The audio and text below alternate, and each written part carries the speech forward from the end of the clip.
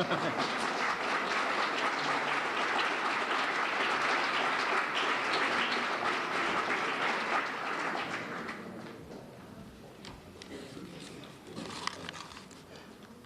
behalf of the International Student Association and the Office of International Programs and Services and International Week Organizing Committee, I would like to welcome you all to the 15th anniversary of the International Week Keynote Address and the 8th year of the Lynch Keynote Address.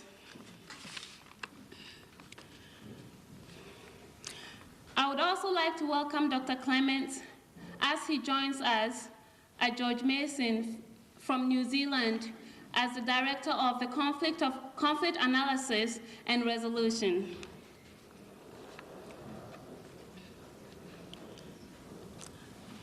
Dr. Clements was educated in New Zealand as well as in Oxford in England.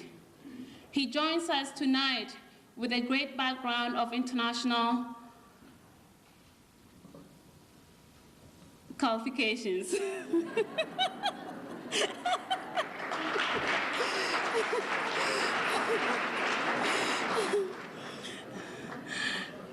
He has an overwhelming international experience. Dr. Clements has worked in countries ranging from Geneva, Hong Kong, Australia, and New Zealand. He has also written numerous books regarding the peacekeeping in the United States with other countries. He has worked extensively with the United Nations in the rest of the countries such as Russia and in their peacekeeping arrangements. I would once again like to welcome him to George Mason and welcome him as he opens up our keynote address tonight. I give you Dr. Kevin Clements.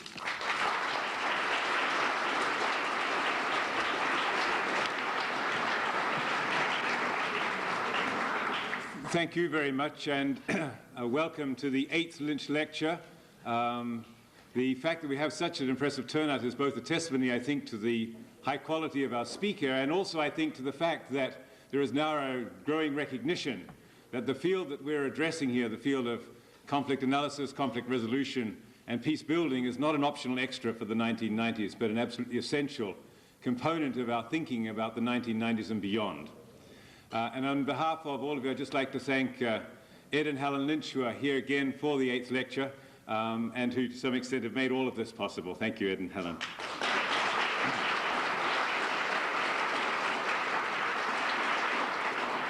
It gives me very great pleasure to introduce you to Rajmohan Ghandhi, our 1995 Lynch lecturer. He's also our Brian Wedge visiting professor and will be with us until the end of May, when he'll return to the Center for Policy Research, New Delhi. Rajmohan was born in 1935, the first son of the fourth son of Mahatma Gandhi, so he has a direct genetic link to the spiritual father of modern India and the most important modern exponent of the practice of nonviolence, of both the theory and practice of nonviolence. His grandfather, of course, was the one who reminded us that there is no way to peace. Peace is the way. And it's arguable whether there would have been a discipline of conflict analysis and conflict resolution had not people such as Mahatma Gandhi reminded us of the necessity to look beyond coercive, violent politics to new strategies to solving our problems. Rajmohan's grandfather, therefore, stands as a pioneer in our field, someone who combined the theory of nonviolence with a rigorous adherence to the practice of nonviolence in his own life, and who paid the supreme sacrifice for his beliefs. Rajmohan is also the son of the daughter of the first Indian Governor-General of independent India, so he knows something about the ways in which values and ethics are constrained by the exigencies of practical politics. It's this unique genetic and familial blending that has undoubtedly shaped Rajmohan's own politics and ethical concerns. He was a member of the Rajya Sabha Indian Senate from 1990 to 1992 and Secretary General of the parliamentary Janata Dal Party, which stands in the center of India's very diverse political spectrum. I think this centrist position is one which would have suited both his grandfathers, especially since from this position he convened a joint parliamentary committee on the welfare of scheduled castes, the untouchables, and scheduled tribes, both of which were key concerns of his grandfather. He also led the Indian delegation to the United Nations Human Rights Commission in 1990. So Rajmohan has also worked to express his beliefs in concrete political action as well. But perhaps more importantly, he's also been a writer for all of his life, documenting and observing the diverse trends in Indian politics and history. He's been the editor of a large number of prestigious Indian newspapers. He's the author of a widely acclaimed book, 8 Lives, a study of the Hindu-Muslim encounter, of which there are copies over there, and he's willing to sign them afterwards if you're willing to buy, and as well as a number of other biographies. In addition to this, he's used these positions and the pen, the power of the pen, to resist the repressive legislation of the emergency period in the 1970s, to work very actively for reconciliation between Hindu and Muslim, to fight corruption, and to build a united India. To a very large extent, he stands in a direct legacy from his grandfather.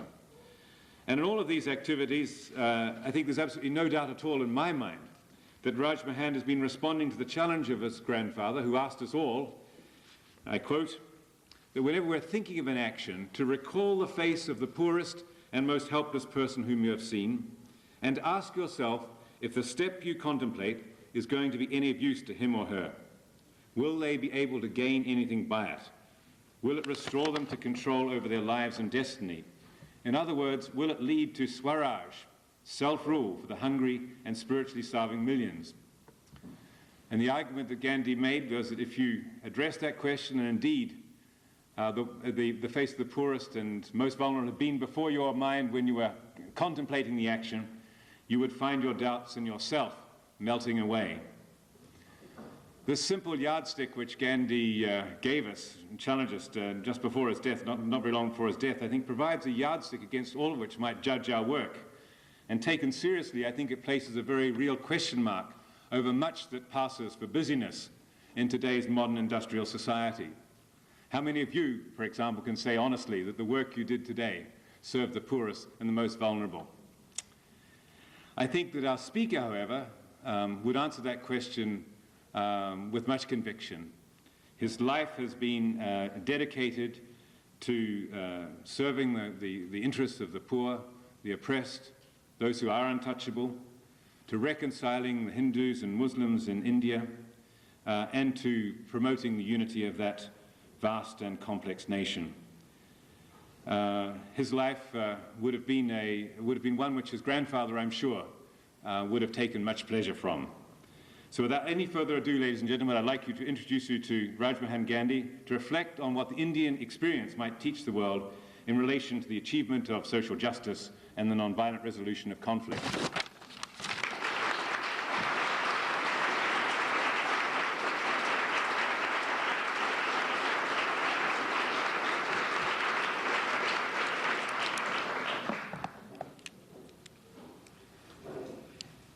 Friends, if you find this voice is strange, you should have heard me yesterday, the day before. May I say what a great honor it is to be asked to deliver the Lynch Lecture, and also to be asked to be the keynote speaker for International Week. I'd like to thank all those at George Mason University, at ICAR, its director, Kevin Clements, who has made this over-generous introduction, and the previous director, and more active than ever, Professor Chris Mitchell, for this honor, and also the international programs and services of George Mason, Kathy Dawson, and our chairperson for this evening, Joyce, from Ghana. I would like also and specially to remember Jim Lowy, who was Lynch professor at ICAR and who was a friend to me and to whose friendship I owe much. I recall him with great gratitude this evening. I must admit that before I was asked to deliver the Lynch Lecture, international programs and service asked me to speak on global needs, finding a balance as the keynote address. I must put it on record that international program and services got me before ICAR did for this evening. Being the kind of person I am, a 59-year-old man who has lived most of his life in India, a country where for almost everything demand outstrips supply and where you quickly accept what is available, the train, bus, flight, seat, or loaf of bread, I've been attempting in these last 10 weeks in Fairfax to find a personal, even a physical balance while taking in from bottom to top and left to right the display in your stores of cereal, bread, milk, and orange juice. The fact that I have low blood pressure makes this bid for a personal balance slightly more difficult and certainly more necessary. From your Native Americans, I learned that balance is best symbolized by the circle.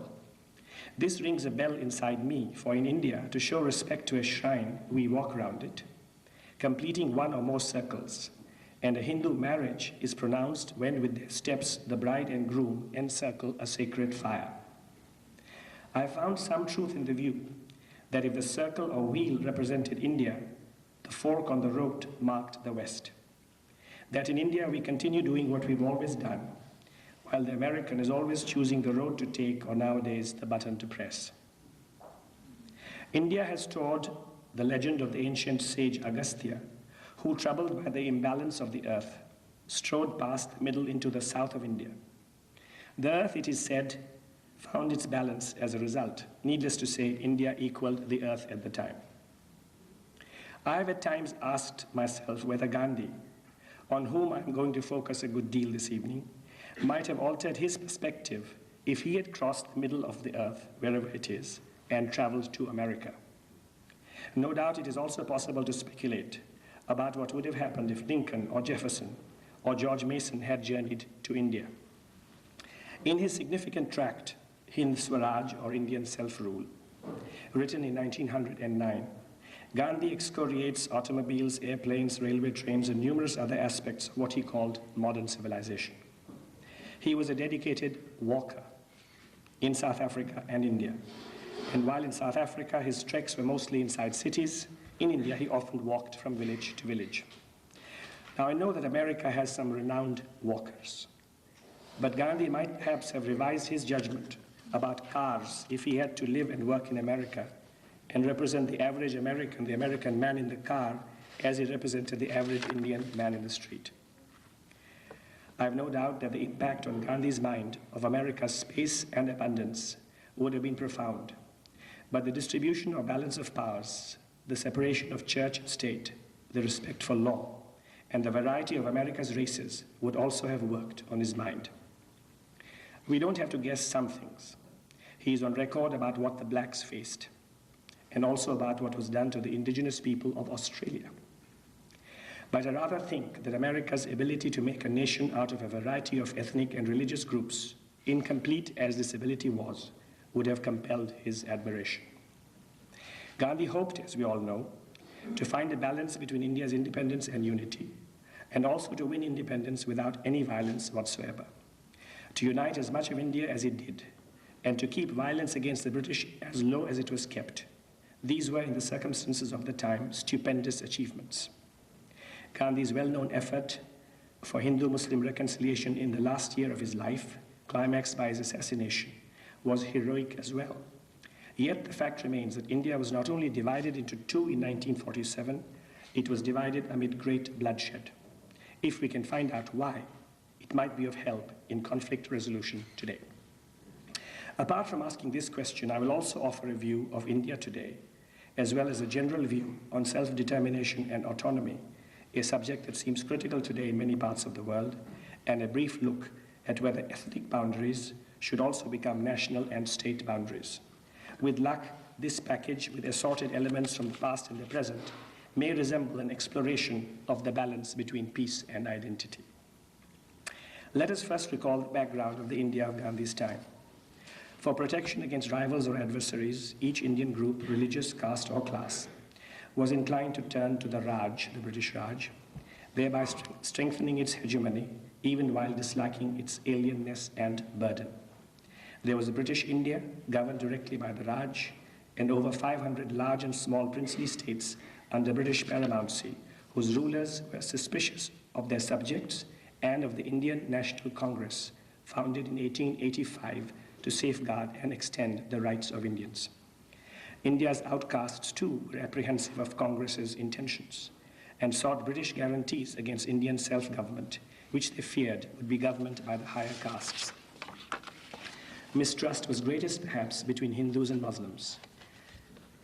In 1857, 12 years before Gandhi's birth, Indian soldiers working for the British, Hindus as well as Muslims, had mutinied in different parts of India, and the occupant of the Delhi throne, Bahadur Shah Zafar, a descendant of the once powerful Mughal rulers of India, declared for the rebels.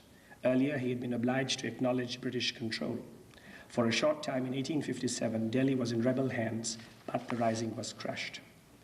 Because Zafar and other Muslim chiefs had supported the rising, and Muslim sullenness after its suppression exceeded Hindu sullenness, and Hindus were less inhibited than the Muslims in entering the services and schools established by the Raj, the rising was followed by a period when the British-Hindu relationship seemed closer than the British-Muslim one.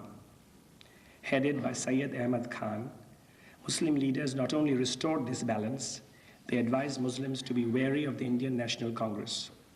In 1906, the Muslim League was formed, and in 1909, Muslims all over India were granted separate electorates for choosing representatives to local bodies.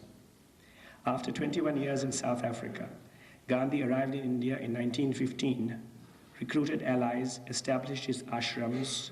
An ashram, in his case, was a combination of campaign headquarters, training center, and spiritual retreat, and conducted his struggles of civil disobedience, or satyagraha.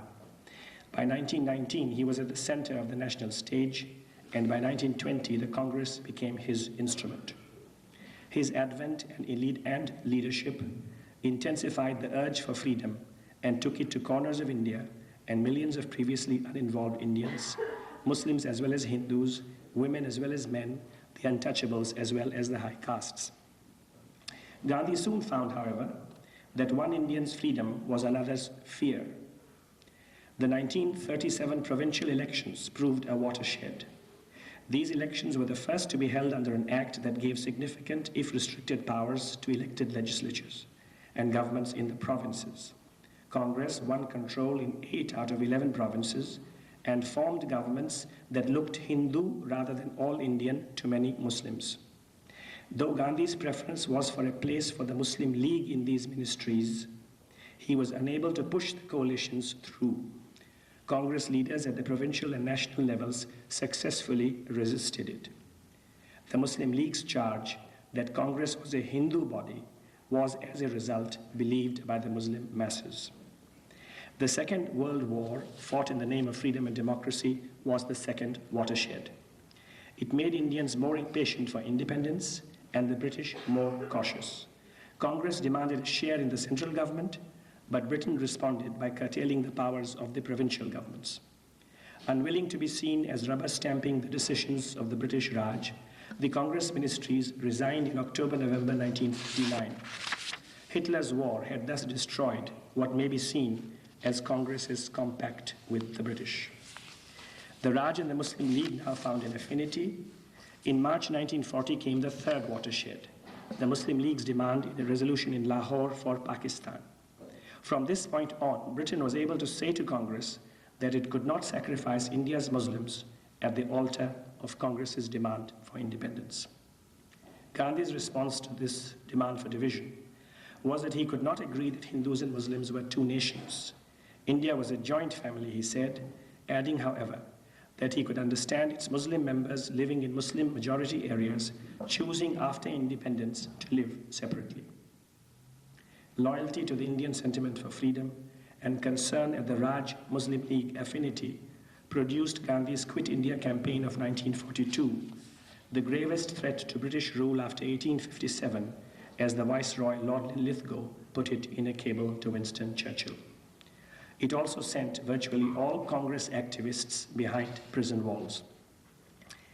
Released in the summer of 1944, because he was thought to be dying, Gandhi recovered and wrote to Muhammad Ali Jinnah, the president of the Muslim League, proposing a meeting. Jinnah agreed and said they could meet in his house in Bombay. The two met 14 times, Gandhi walking on each occasion to Jinnah's residence. Newspapers printed pictures of the two smiling. Many in India prayed. But the talks failed. Gandhi proposed a Congress League Accord, providing for a provisional Congress League government in New Delhi and the separation in the form of Pakistan of all contiguous Muslim-majority districts in the northwest and east of India, if a plebiscite in the areas held after a transfer of power from Britain went in favor of such a separation. In the event of separation, said Gandhi, mutual agreements could be entered into for defense, commerce, etc. Jinnah described the proposal that Gandhi put forward as a parody and a negation of the Muslim League's Lahore resolution and offering a maimed, mutilated, and moth-eaten Pakistan. Jinnah said he had to have all of the province of Bengal, the western part of which, however, had Hindu majority, and all of the Punjab province, the eastern part of which did not have a Muslim majority. Secondly, the bonds of alliance between Hindustan and Pakistan that Gandhi proposed in the Treaty of Separation seemed to Jinnah to clip Pakistan's sovereignty. Thirdly, while Jinnah wanted Pakistan before the British left and under British auspices, Gandhi envisaged it coming as soon as possible after India was free. Gandhi's offer was a spelling out of a resolution that Congress had adopted in 1942, supporting self-determination, and he claimed that in substance it also met the call of the Muslim League's resolution in Lahore, which only referred to areas where Muslims were in the majority and did not speak of the whole of the Punjab and Bengal. But Jinnah seemed convinced that the two provinces in their entirety belonged to Pakistan, and he wanted Pakistan before freedom because he did not trust Congress to allow separation once it controlled India. The Pakistan that Jinnah did secure 3 years later was in area exactly what Gandhi had offered and he had rejected in 1944. The virtual identity between the Pakistan discussed by Gandhi and Jinnah in 44 and the one reluctantly accepted by all concerned in 47 suggests that a partition in peace and concord, so different from the historical, was perhaps a possibility. Alien rule was personally humiliating to Gandhi and widely resented by all Indians, yet Gandhi and the Indian people may not have lost tangibly by recognizing and talking to the third party, the British, at an Indian negotiating table. But British involvement in what Gandhi saw as the problems of the Indian family was unacceptable to him. Yet, by virtue of its power, Britain sat at the table anyway, and the eventual outcome of freedom in partition was settled in a three-sided negotiation. It should be added, however, that there is no evidence that if Gandhi had offered a division under British auspices, Jinnah would have accepted small Pakistan, as he called it, in 1944. But Muslim suspicion of Gandhi would have been allayed, and Britain too would have become less distrustful of Gandhi. Such gains might have dispelled some of the bitter clouds that were soon to fill India's skies. No doubt Gandhi had to ensure that he was not lending credence during the independence movement to an influential British line, voiced by Churchill among others, that Indian divisions were permanent and required a permanent British presence. Evidence that Britain was glad of Indian divisions and used them is conclusive. I can quote several things, but I'll only refer to what Winston Churchill said in 1937 to the Viceroy in India, Linlithgow. He hoped that Muslims would act as a counter-check to Congress, that the India of the Princess will preserve a separate entity. He added that any effort to unite India was to him distressing and repugnant in the last degree. If the British presence was temporary, and they were in fact going to leave, then they should let go and allow Indians to learn to live with one another without outside help. This was Gandhi's understandable attitude. Yet, he could have been more flexible in his stand that Indians alone should decide on division. We should not forget that in 1918, Gandhi had made a bid to recruit soldiers for the empire, or that in September 1939, he had responded to the outbreak of Hitler's war with a strong statement in Britain's favor. He had a warm spot for the British, as well as an instinctive appreciation of their influence and no wish to annoy them unduly. But there was a limit to the unreciprocated friendship he could offer if he wished to represent the Indian people who had little sympathy for the alien rulers. If Gandhi drew his strength from the Indian people, he was also limited in his strategic options by their sentiments. Likewise, there was a limit to his offers to the League, which strained the loyalty of his Hindu following.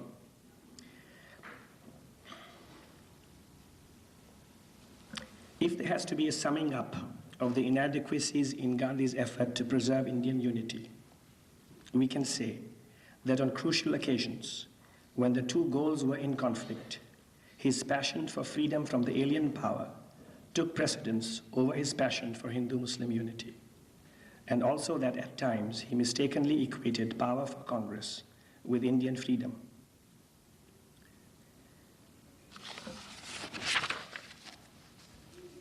We may next look at the balance between independence and peace, and again in the context of Indian history.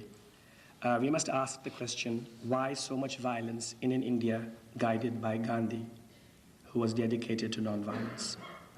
A few days after partition and independence, a black educator from the USA, Stuart Nelson of Howard University, asked Gandhi in Calcutta about the communal violence of 1946 and 47 that seemed to contradict the nonviolence of the Indian movement for freedom. Gandhi replied that he now doubted the genuineness of that nonviolence. He said, in fact, Indians had harbored ill will and anger against the British while claiming to resist them nonviolently. Their resistance, he said, had been inspired by violence and not by a respect for the better element in the English people, which they were trying to awaken by self-suffering.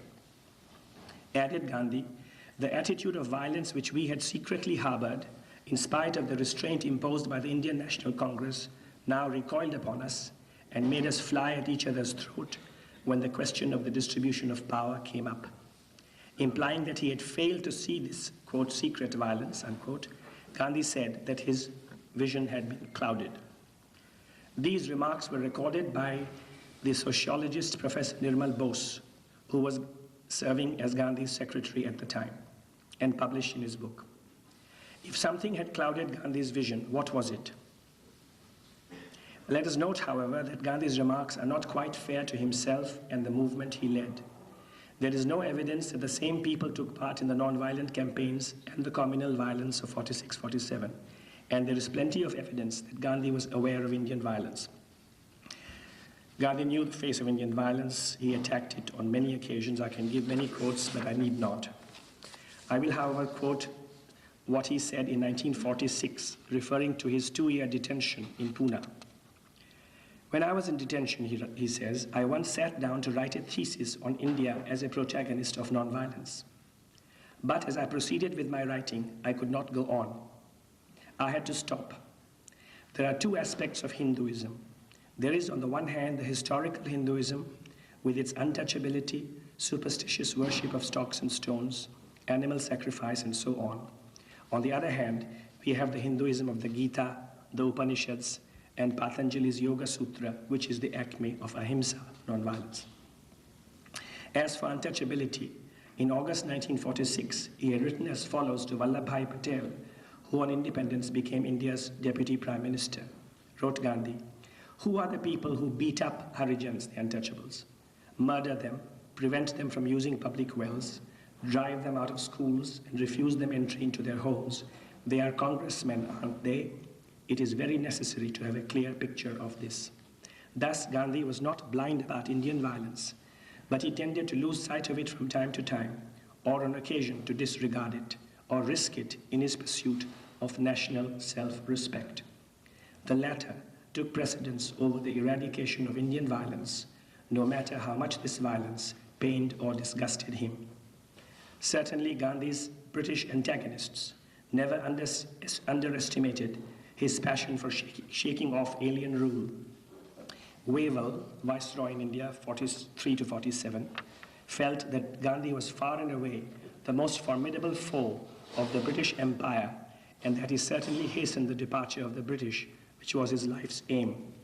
Penderel Moon, one of the officials of the Raj, spoke for many British when he wrote, the deliverance of India from British rule, which admittedly was Gandhi's chief political aim, would appear also to have been the dominant purpose of his life. He himself would have denied this, says Moon. This sentence shows an awareness of, as well as a skepticism about, Gandhi's claim of a purpose larger or higher than ridding India of British rule. Wavell, Moon, and others thinking like them felt the steel in Gandhi's non-violent arm.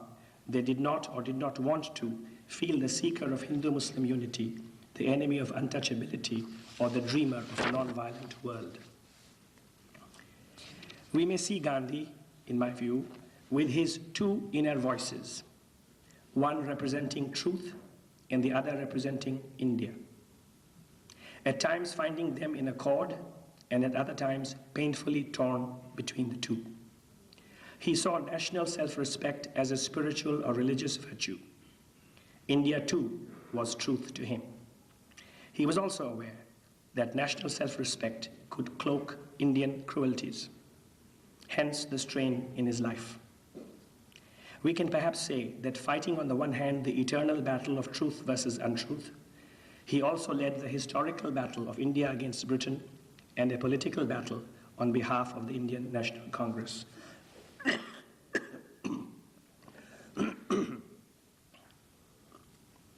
I wouldn't mind another cup of tea if possible.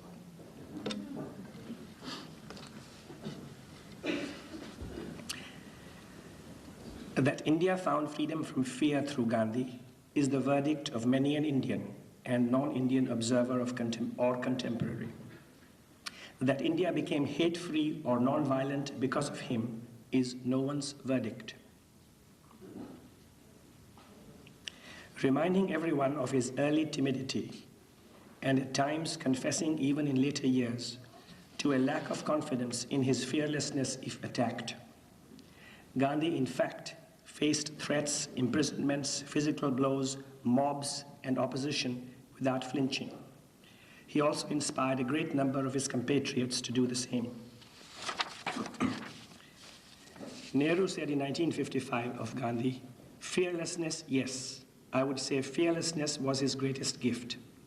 And the fact that the weak little bundle of bones was so fearless in every way, physically,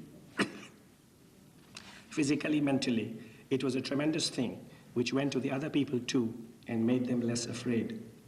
Way back in 1897, F.A. Lawton, a white lawyer working for some Indian businessmen in South Africa, had made this remark after watching Gandhi's attitude to a white crowd threatening to lynch him.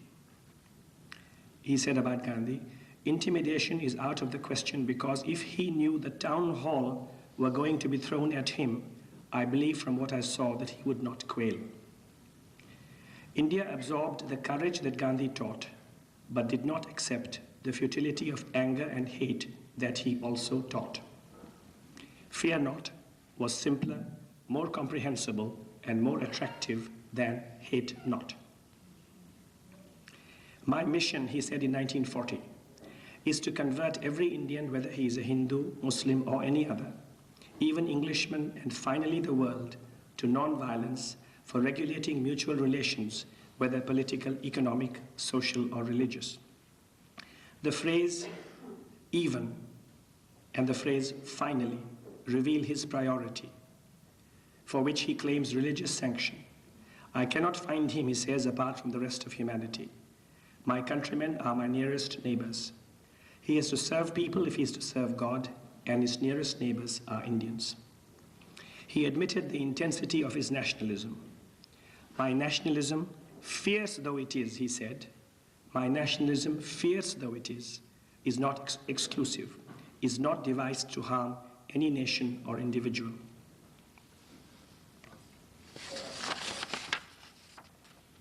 Tolstoy, who shortly before his death in 1910 had called Gandhi's South African work most fundamental and important, supplying most weighty practical proof of the effectiveness of nonviolence, was uneasy about the nationalism he thought he saw in Gandhi.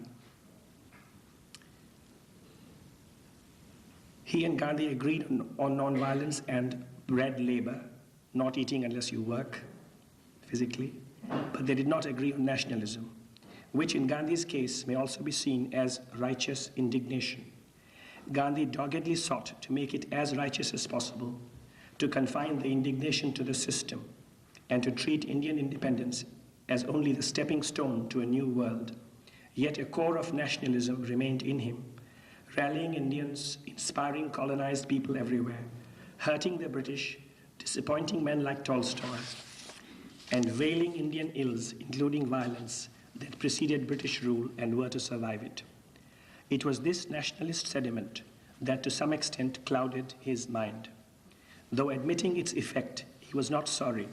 He told Stuart Nelson that but for the illusion he had harbored, India would not have reached the point of independence. I must now come to the India of the present. The pulls of identity continue to strain unity and peace in South Asia, where the religious overtones of violence and the violent overtones of religion are constant realities.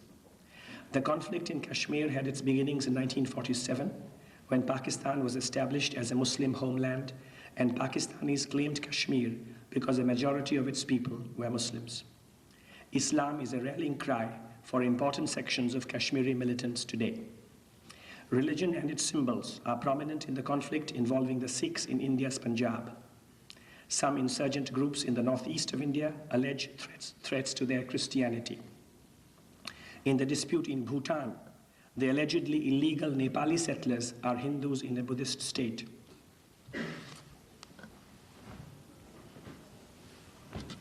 Thanks so much. That's very kind.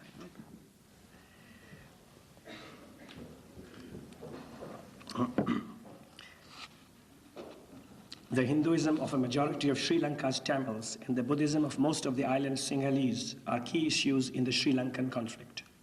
In Pakistan, rivalries between Islam's Sunni and Shiite sects have destroyed lives. The Chakmas rebelling in Bangladesh are a small Buddhist minority in a predominantly Muslim country. We should also note the violent face of religion.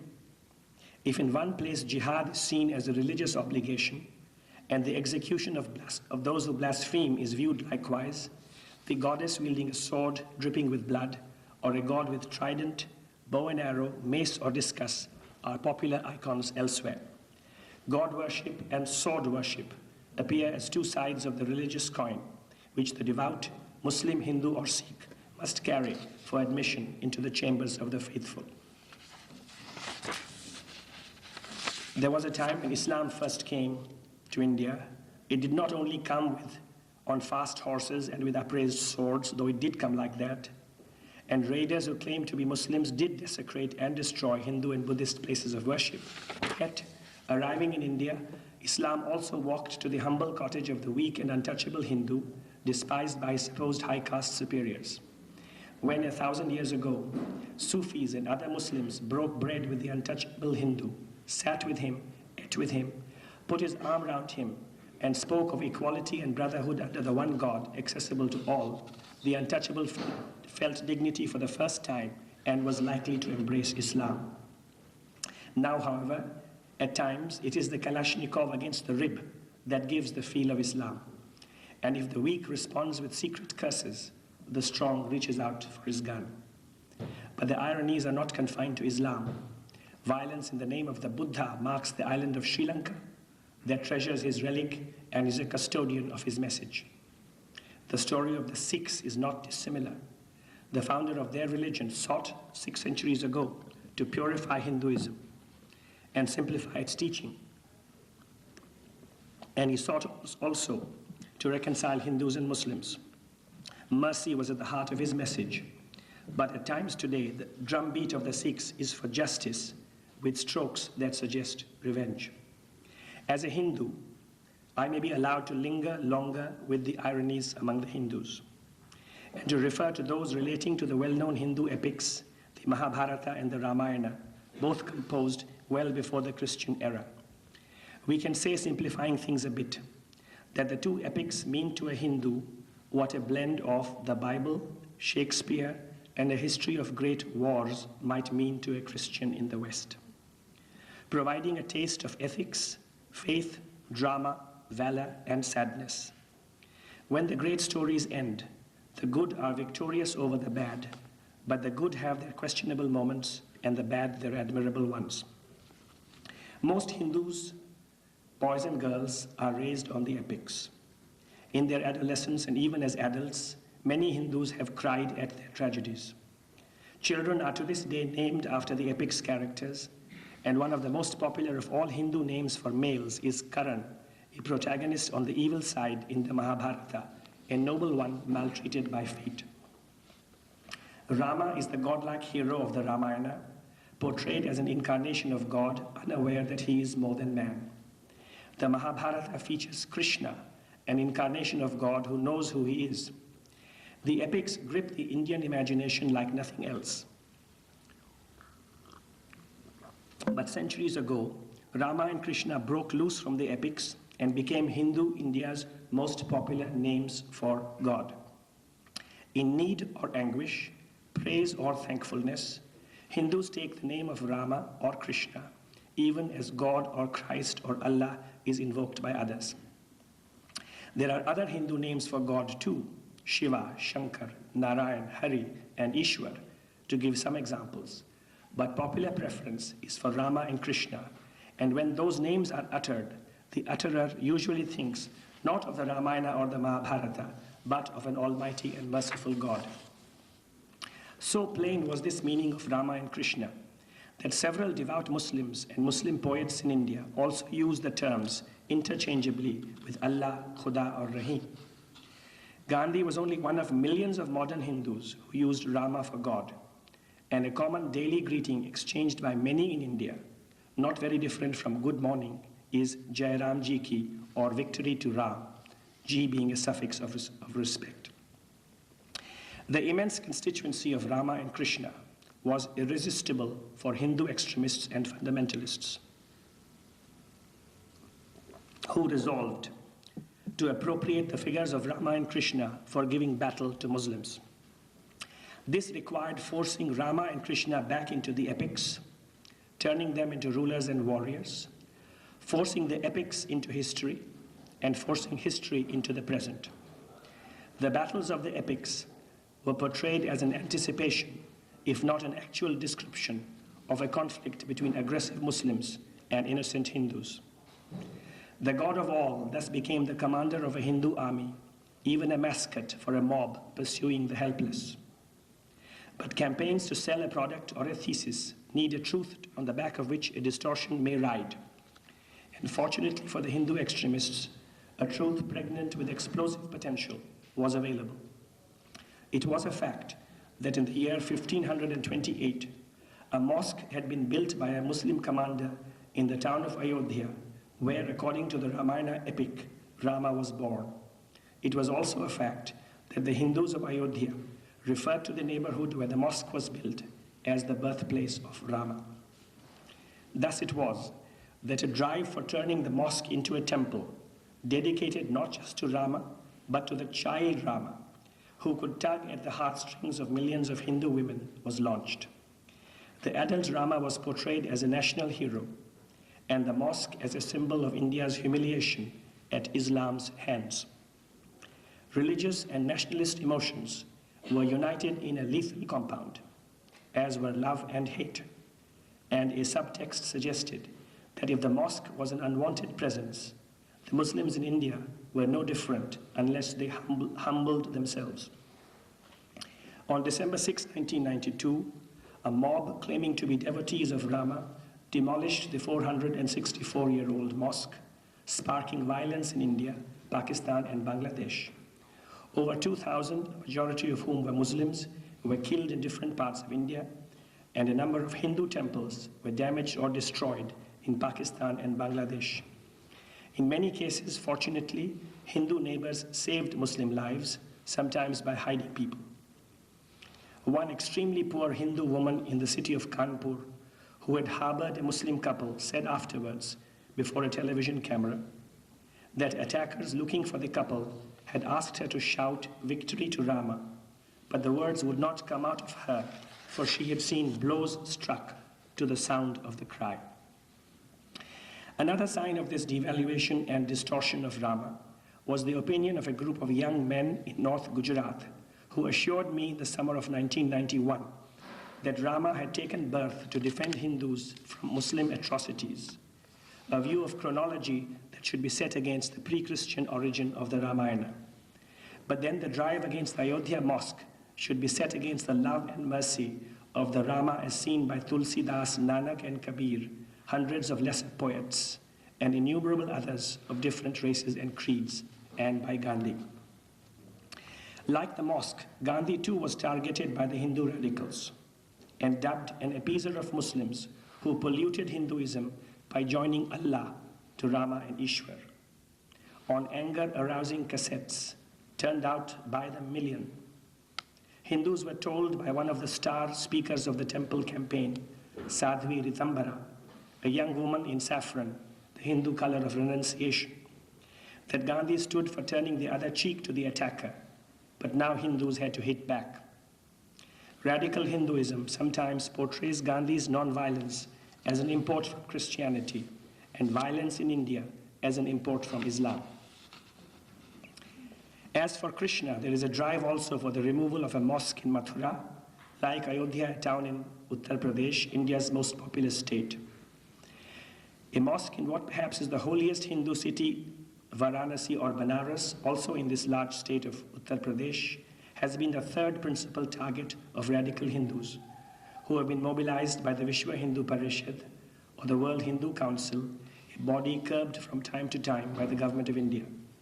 The Vishwa Hindu Parishad, VHP, has often referred to a list of more than 3,000 mosques it views as illegitimate, though it has also said that a surrender of the Muslim claim to the 3 mosques in Ayodhya, Mathura, and Varanasi might suffice. The last few weeks have seen a rise in the tempo of the 3-city campaign. Muslim insecurities, heightened or engendered by the campaign of targeting mosques, raise the question of a Muslim's real and constitutional rights in India. As far as the latter is concerned, all significant parties, including the leading one on the Hindu right, the Bharatiya Janata Party, assert that they see the Indian state as non-religious and a Muslim's rights as equaling a Hindu's right. But a difference, of course, exists between what the Constitution provides and the conduct of officials, including those in the police and of lower courts. Hindu extremists have held for several decades that only those viewing India as both their homeland and their holy land were worthy of Indian rights. This definition creates obvious problems. The logic of the homeland, holy land test would not only cast doubt on the loyalty to India of Muslims and Christians, it would imply that Buddhists cannot be loyal in Japan or even in Sri Lanka, for after all, the Buddha was born in the foothills of the Himalayas. And it would imply that Hindus cannot be loyal citizens in the USA, the UK, Canada, or anywhere else outside India. Caste is the other great Indian fault line, but I think I will skip the portion on caste, important though it is. I may be allowed also to mention the burdens and sorrows of the women of South Asia. India had a woman prime minister for years, and at present, women head governments in 3 South Asian countries, Pakistan, Bangladesh, and Sri Lanka. And of course, the First Lady here has been visiting them.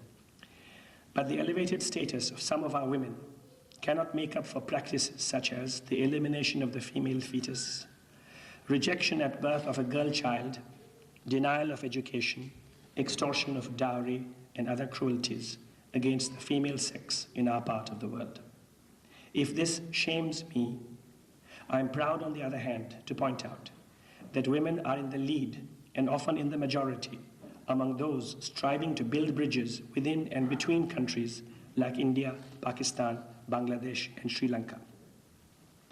There is a connection between happenings in India and those in Pakistan and in the Islamic world as a whole. Intolerance in Pakistan fuels intolerance in India, and vice versa. How India treats its Muslims and what it does over Kashmir will have wider repercussions, but the opposite is also true.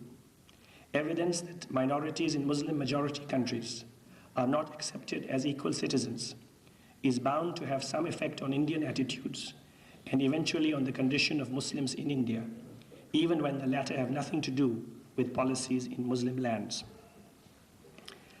South Asia and its neighborhood offer several bids for autonomy, self-determination, and independence.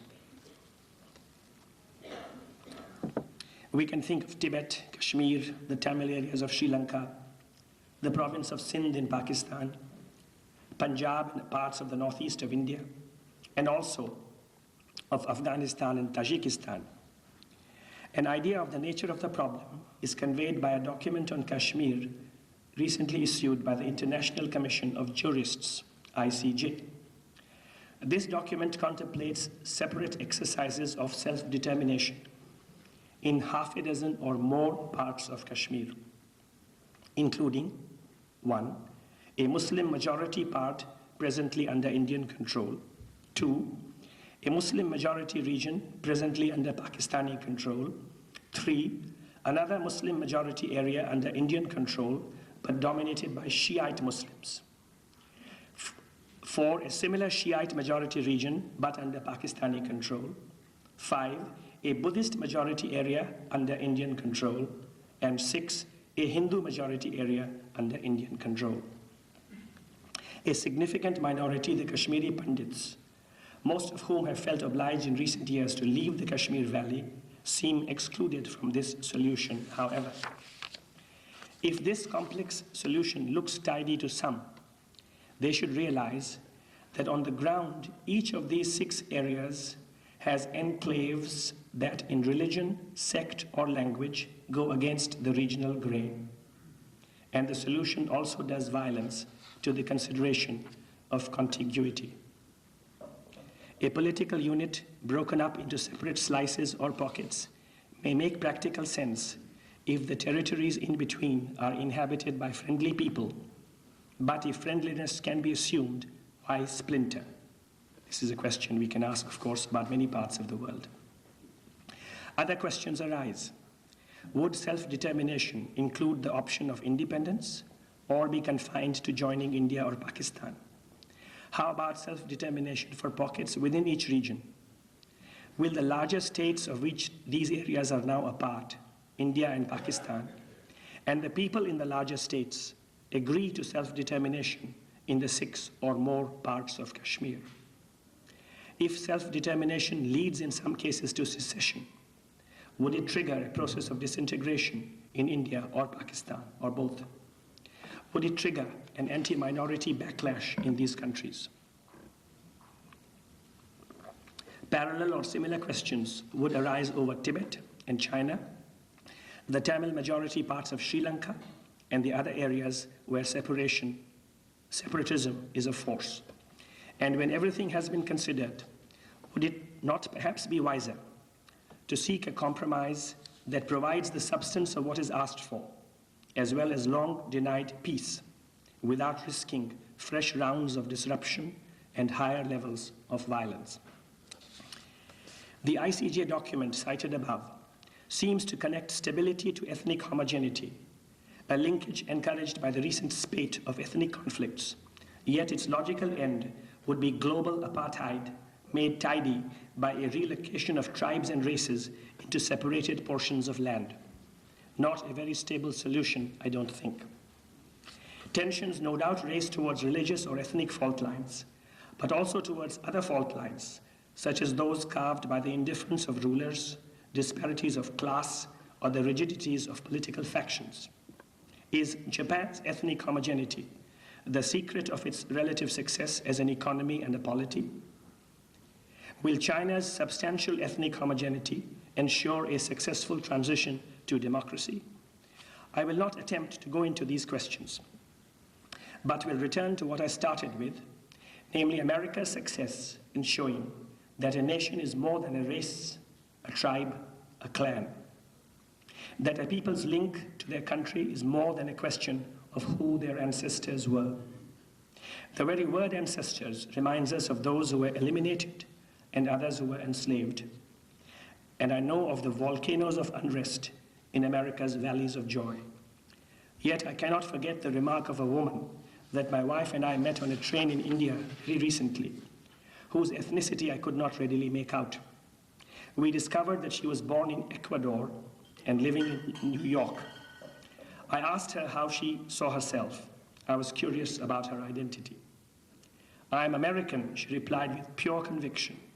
I am grateful for what America has given to me. no doubt aided by space and abundance, no doubt aided by the forced sweat of slaves and the forced retreat of those who were here first, no doubt aided by the fact that many of those who came here were able to leave their histories physically behind them in the countries they left from, but also because of a bold vision the builders of the United States of America created, and their sons and daughters continued, a nation greater than the bloodline. It is an achievement I marvel at. Perhaps the challenge for America today is to move from demonstration to the world, to interaction with the world, so as to assist in turning the world's ethnic and religious boundaries from fault lines into highways of discovery. How this may happen is a question for reflection.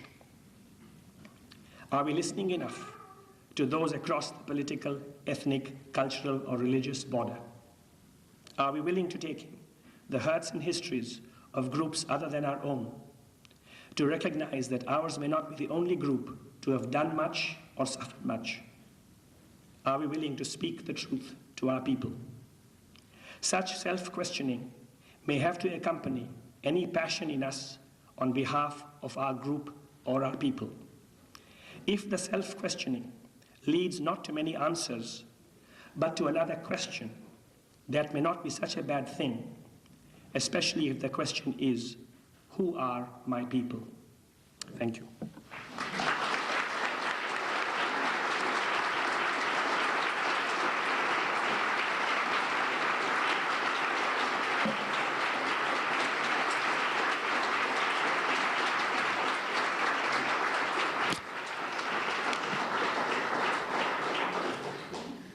Thank you, Rajmohan, for overcoming those impossible odds with your larynx there to give us such an interesting and stimulating lecture.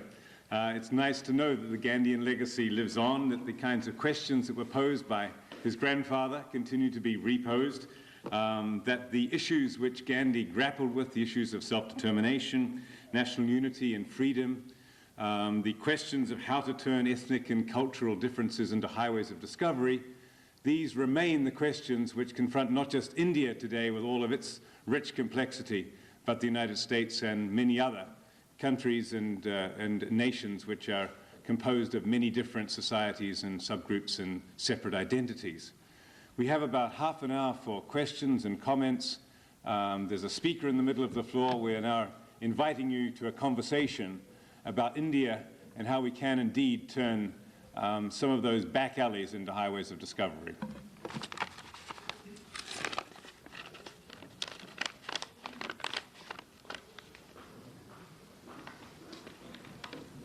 Mr. Gandhi, you said that women are in the lead in trying to build bridges between India, Pakistan, Bangladesh, and other countries in South Asia. My question is, could you give us some details on this and tell us why you think that is the case?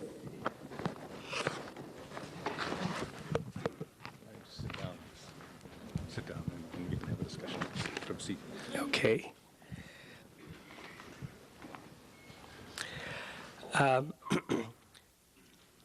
There is a remarkable, is this working, I wonder? No. I think Oh, it's the other one. yeah. Sorry. That's okay. I'm happy to stand. My feet are okay. There's a remarkable woman in Pakistan called Asma Jahangir, a brilliant lawyer, who's thanks. Who's a great fighter for human rights in Pakistan and for friendship between Pakistan and India.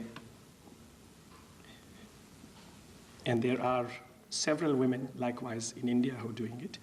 Recently, there was, in New Delhi, a people's dialogue. 100 women and men from Pakistan came to New Delhi, and 100 women and men from India met them.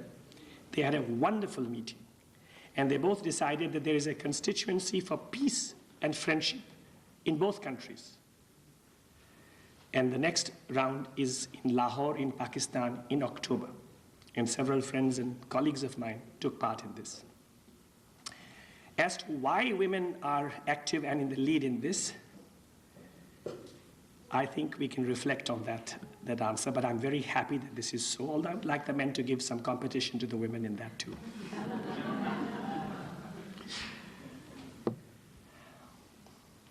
In Sri Lanka, likewise, there are some courageous women who have tried between the Tamils and the Sinhala speakers. Reconciliation. Rich.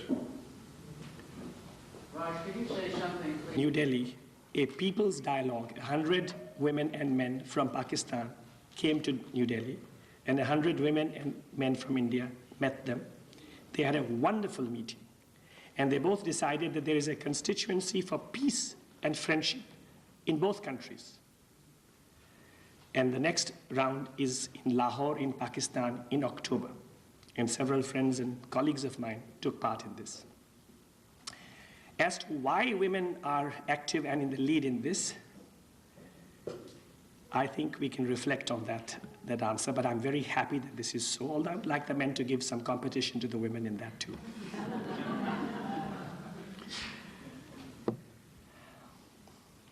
In Sri Lanka, likewise, there are some courageous women who have tried between the Tamils and the Sinhala speakers.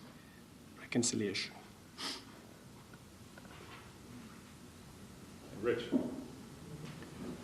Raj, could you say something, please, about the causes of the revival of militant internationalism?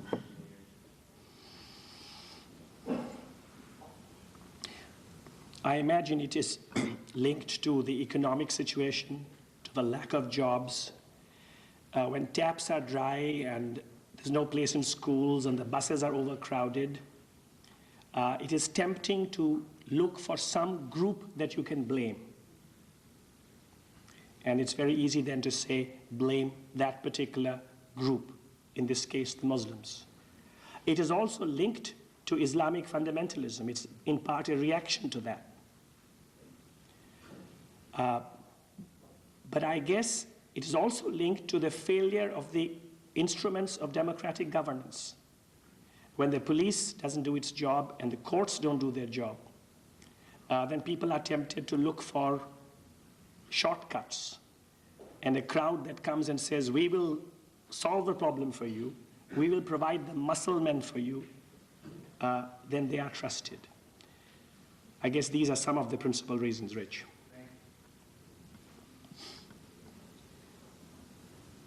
I'd like to build upon the global needs aspect of your lecture, and today I may draw your attention to India and the world.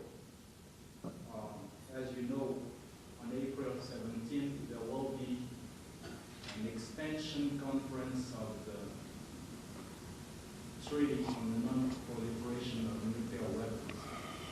And this is important because India, in the name of national self-respect, has first asserted itself in 1955 as a leader of the third, or the so-called third world.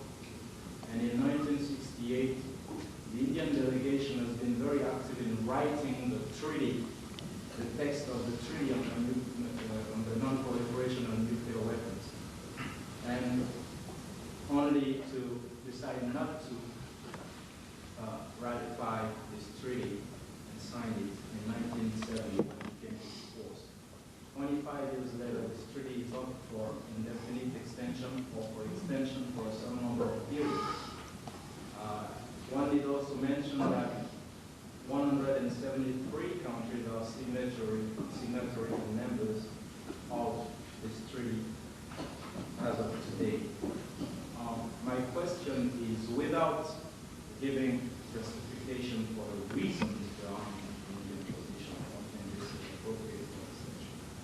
I'd like to ask you what your thoughts are about the implications of this as a model for the rest of the third world. What are the implications of this for the behavior of a country, or a nation, or a state?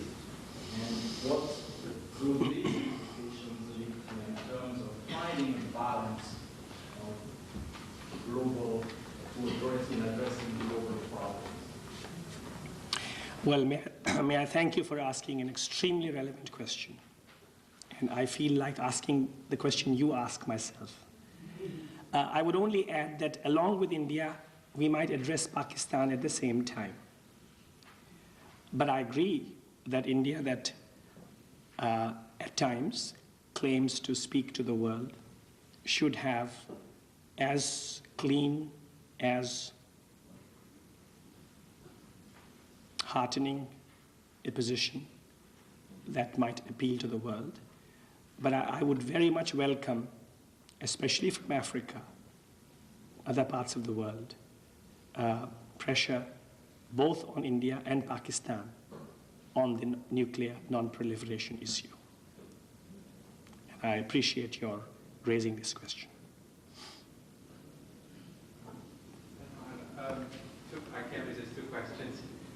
One question I have for you is that I know that based on our conversations, you had hosted Nelson Mandela when he came to India, and I'd like to reflect on the irony of the fact that he never renounced violence. In fact, the ANC had that as part of their program, and yet there's been this remarkable nonviolent transition.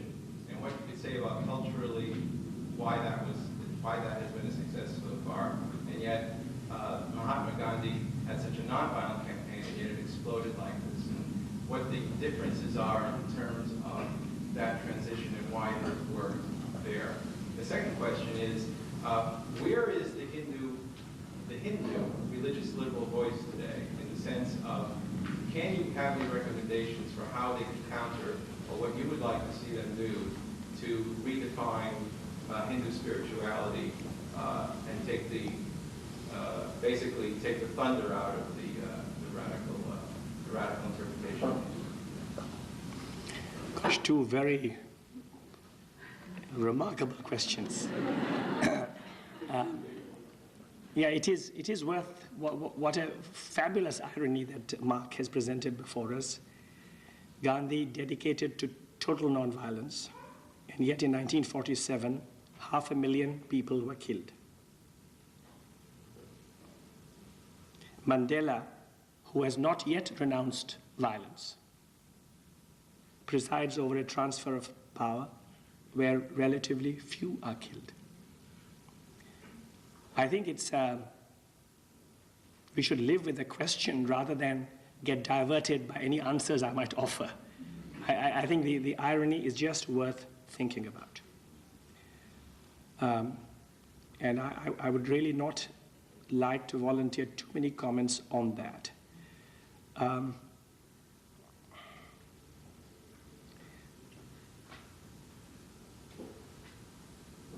And the second question on where is the moderate or liberal Hindu voice? Well, it is frequently heard. When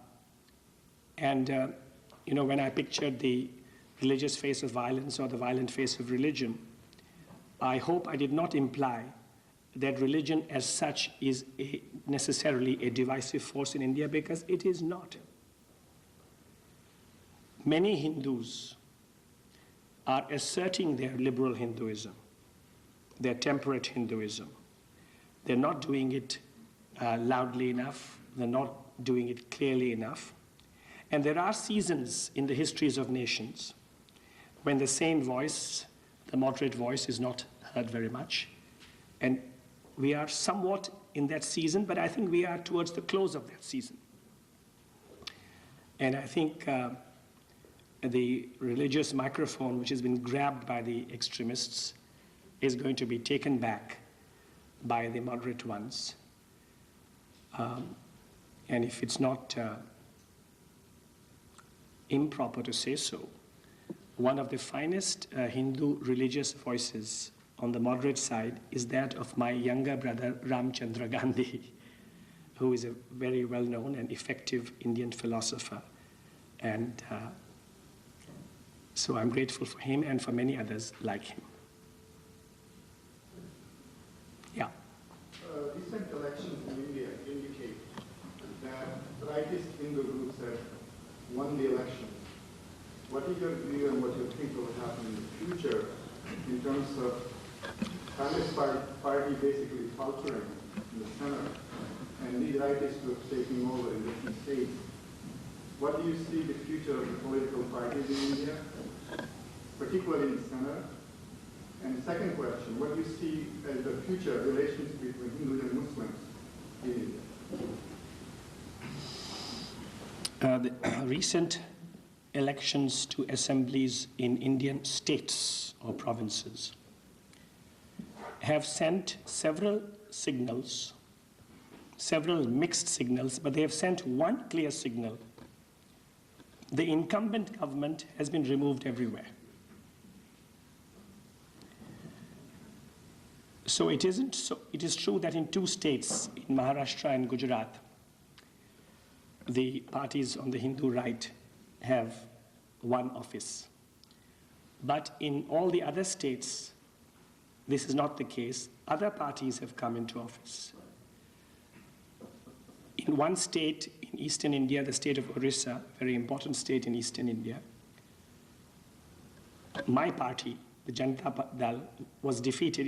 It was in power, it was in government, and the Congress party has come back to power in Orissa state because it was in the opposition.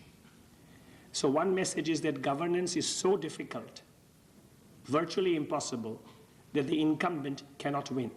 I'm talking only about our part of the world.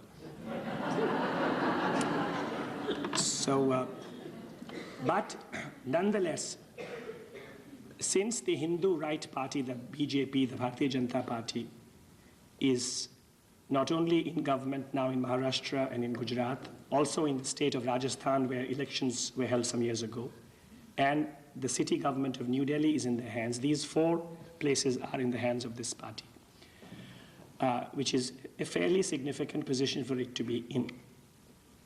My prediction for the 1996 parliamentary elections is that there will be a coalition government in India.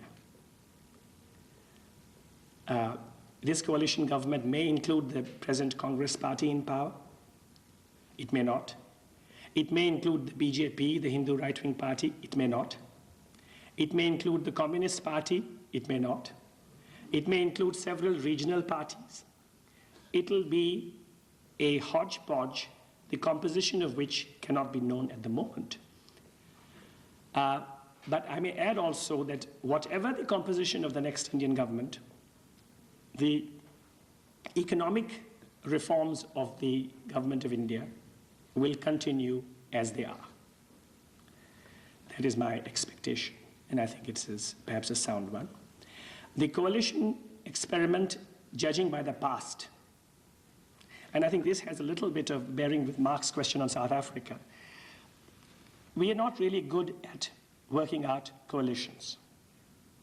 Mandela is good at that. He too has tremendous challenges, and the Mandela-Buthelezi relationship is not to be taken for granted. But our coalition experiments so far have not been very successful. So the next government may or may not be a very stable one. After that, we don't know. On the Hindu-Muslim relationship, as I indicated in a previous answer, I believe the season for the intemperate politician is not going to be favorable for too long, and tensions will continue. But the women we have spoken of, as well as many others, the saner voices, will prevail because, after all, the Hindus and Muslims have to live together, and their lives are so deeply interconnected. There are 140 million Muslims in India, in virtually every part of India. 140 million Muslims, more than half the entire population of the United States, Muslims living in India.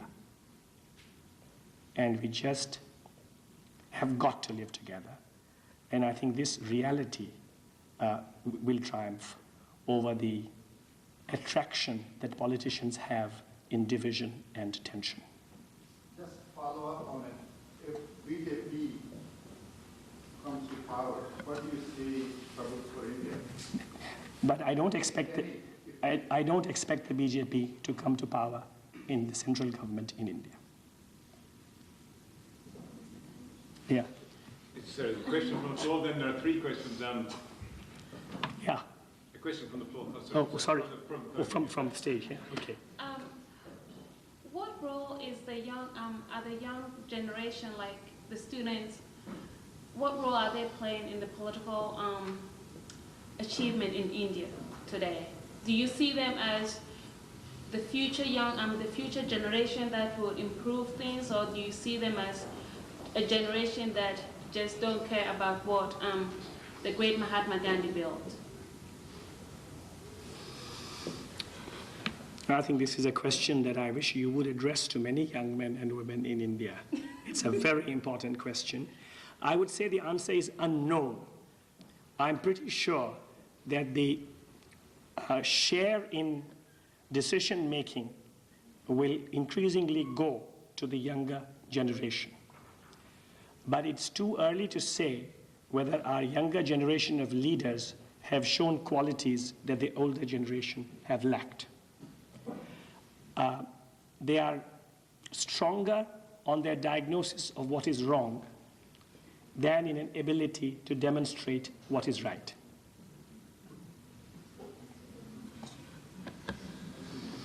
Yes, two in the back again.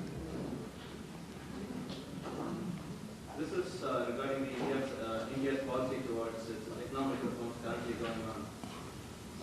When India took its independence, Gandhi and Jawaharlal Nehru followed a policy that was more of a socialistic view. That is, they had this Swadeshi movements and made India, buy Indian, get Indian, all this kind of policies. Now, I believe that policy was followed because in order to promote the indigenous goods and uplift the poor from the poverty levels to a level where they can manage themselves. But now, according to the policies followed by the Indian government and everything, it is an economic reform that is being done. Do you think that the situation is right now good enough to switch over from that socialistic point of view? Do you think that Gandhi's view of uplifting the poor from the poverty level to the level where the independence has been achieved? Or what are the, that is my first question. The second question is, this regarding the conflicts that people might be currently going through because of the economic reforms, we have a big shift between the poor and the middle class and upper middle class and the rest. That basically the gap is widening right now.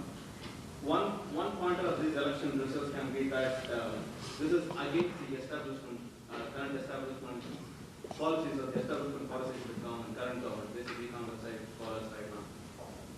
What do you think is a conflict that exists here, and what are your views in this regard?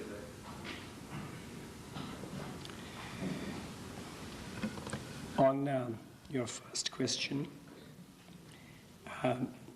I must correct you. Gandhi was not for the state sector. He definitely was for Swadeshi. He wanted, if possible, every village to produce what it could consume, and the nation to produce all that it needed to consume. He wanted India to be self-sufficient, but he was very much for the individual sector and the private sector. That's one point. Secondly, the present reforms, as they're called, have two dimensions. One, they encourage liberalization within the Indian economy, and they also encourage India's integration into the world economy. So one is liberalization within India, and the other is interaction with the world. I agree that we cannot look upon both these as some kind of wonderful switch which will improve everything in India. When today many poor Indians are not integrated into the Indian economy, to talk about integrating India into the world economy may have some merit, but it certainly cannot be a wonderful panacea for everybody. And for a long time, it may enable the very rich in India to become even richer without necessarily, at an early stage, improving the lives of the very poor. That is a reality we have to face. So the fact that some more investment will take place in India from other parts of the world cannot be a long-term answer. But to suggest that some kind of socialist economy and state sector will solve it, that also will not happen, because the last 45 years, India has tried that. and has failed. I think if I can present India's economic dilemma to all of us here, we are a nation of 950 million consumers. If we leave the children aside, the balance, however, are not all producers. And we've got to make all the Indians producers, the adult Indians, as well as consumers. And that is what Gandhi wanted. He said everybody should spin thread and yarn, use their idle hours to produce something. Well, that spinning wheel may be out of date, although even today, hundreds of thousands of Indians earn their livelihood that way. But we must find a modern, technological, alternative substitute for that, something which is not very expensive, of course, dozens of things for each different area depending on what's needed, something that enables and inspires the Indian able-bodied consumer to be a producer as well. And if you can help with that, I'll say that is the solution. I've forgotten your second question. We'll leave it. Okay. You have indicated that there are wide differences between India and the United States. I would think it would be interesting to learn from you what deliberate and inadvertent influences the United States now has for India, and what are the influences that you would see as positive the United States might promote? Well, I think, as I mentioned in my lecture, to me the most remarkable thing about America is if we leave aside the very important, glaring question of the African Americans and the Native Americans. And when we say we leave aside for the time being, that is a very big exception I'm making at the start. Nonetheless, I think we have to look at the complete picture. I think it is an astonishing achievement in America that you have made a nation beyond the bloodline. And I think America must find a way of sharing that experience with the rest of the world. The rest of the world does not have the advantages that some of the advantages America had, like the ability to leave your histories physically behind you. We have our histories around just next to us. But I feel that, and this is now connected with the exceptions, if America faces the African American question and the Native American question boldly, the negative and the positive, together, all the peoples of America, those with victories to relate and those with sorrows to relate, can give something to India and to other countries as well. But how to do it needs a lot of thought. Yes, could you please address the issue of the caste system, and in your opinion, why it continues to exist today, and whether you see any changes taking place? That's a lecture in itself, isn't it, the caste system? But the reason why it continues is, of course, that 80% of Indians still marry within their caste. So your status is determined by your birth and perpetuated by your marriage. So the caste system, birth, marriage, perpetuates it. It is eroding slowly, but it is there. And of course, the sad thing about it is not only does it separate people, it grades people into high and low. So, but I think we'll stop at that. So I think we have time for two more questions. I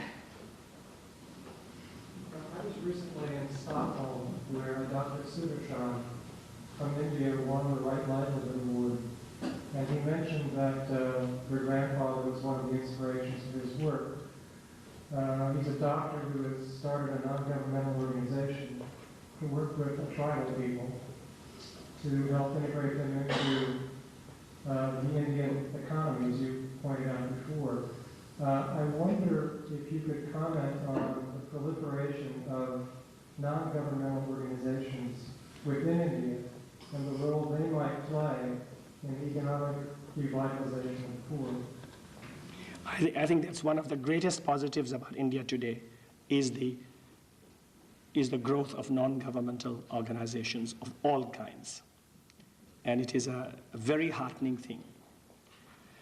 But in some ways, the non-government Indians share the traits of all of us Indians. And I'll mention two traits. We're not very good at working with one another.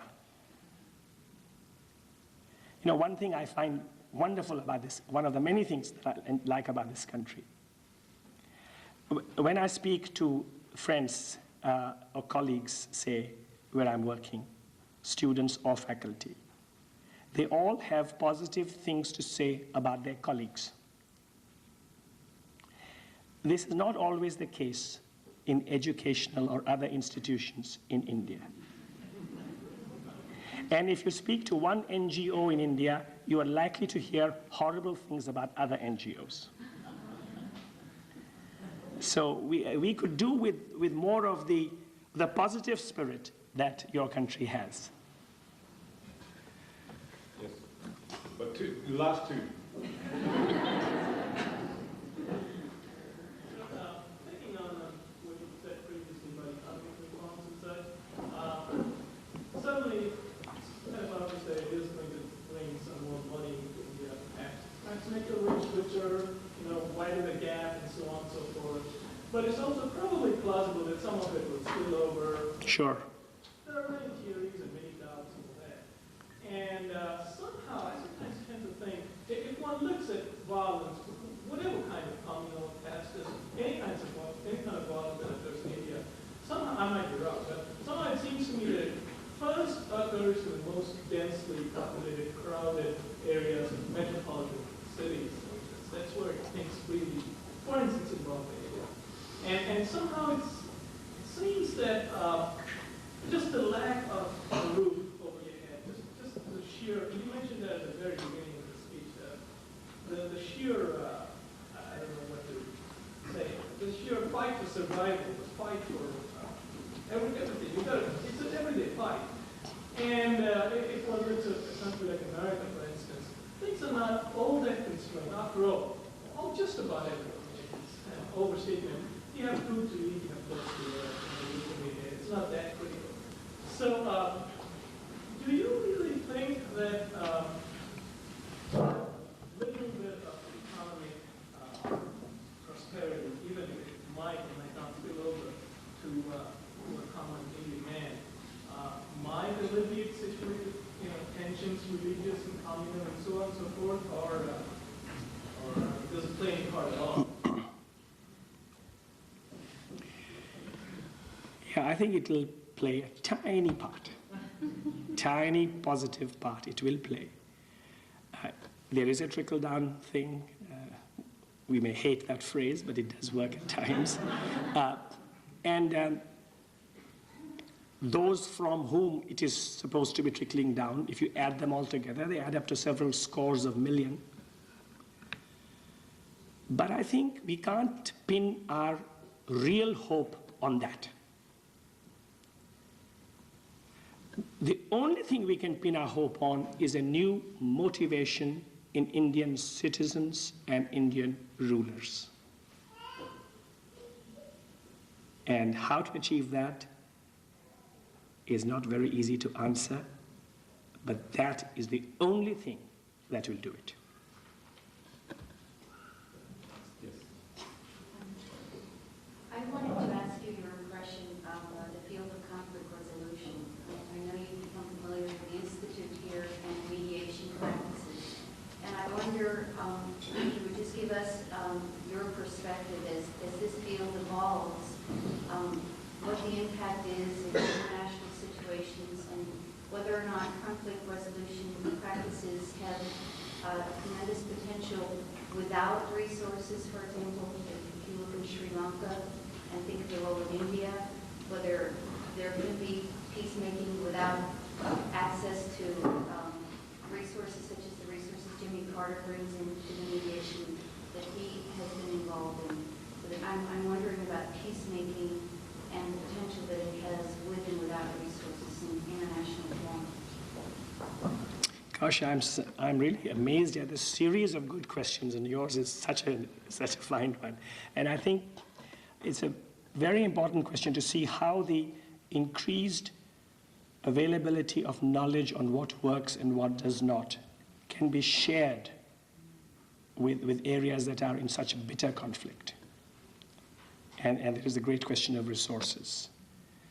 But I think that all this fund of experience gained of how to do things and how not to do things, if it only is going to be used to resolve conflicts between very comfortably situated but disputing people in affluent parts of the world, that's not enough.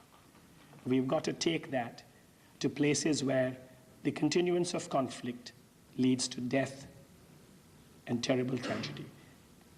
And we only have to think of Burundi yesterday and the day before. But I think to make our learning available to those in need and those who are without money is one of the great challenges before us.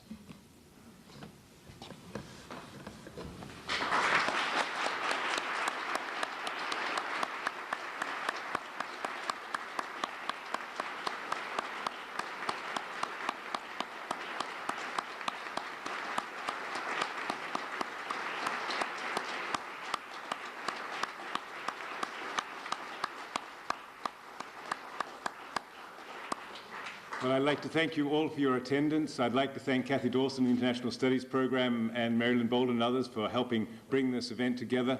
And I'd like to once again thank Rajmohan for reminding us that we do indeed live in an interdependent world where the problems of India are our problems and our problems are their problems, and we have to together work on mutual solutions.